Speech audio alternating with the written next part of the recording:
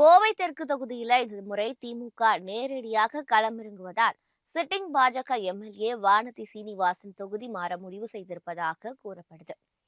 கடந்த 2021ஆம் ஆண்டு நடைபெற்ற சட்டமன்ற தேர்தலில் கோவை தெற்கு தொகுதியில் போட்டியிட்ட மக்கள் நீதி மய்யம் கட்சியின் தலைவர் கமலஹாசனை 1728 வாக்குகள் வித்தியாசத்தில் பாஜகவை சேர்ந்த வானதி சீனிவாசன் தோற்கடித்து எம்எல்ஏவாக ஆகியிருக்காங்க. எனினும் வரும் சட்டமன்ற தேர்தலில் கோவை தெற்கு தொகுதியில் போட்டியிட வானதி சீனிவாசன் தயக்கம் காட்டுவதாக கூறப்படுது. இதற்கு சிறுபான்மை மக்கள் அதிக அளவில் இத்தொகுதியில் இருப்பதோடு எஸ்ஐஆர் பணிகளில் திமுக செய்த களப்பணிகளால் அந்த தொகுதி திமுக வசம் செல்லும் என்று கூறப்படுவதால் அவர் இந்த முடிவை எடுத்திருப்பதாக கூறப்படுது. அது மட்டுமின்றி கோவை தெற்கு தொகுதியில் இம்முறை திமுக நேரடியாக களமிறங்க திட்டமிட்டிருக்கு. இந்த தொகுதியின் வேட்பாளராக திமுக மாணவரணி செயலாளர் ராஜீவ்காந்தியை தயார் செய்து வருகிறது.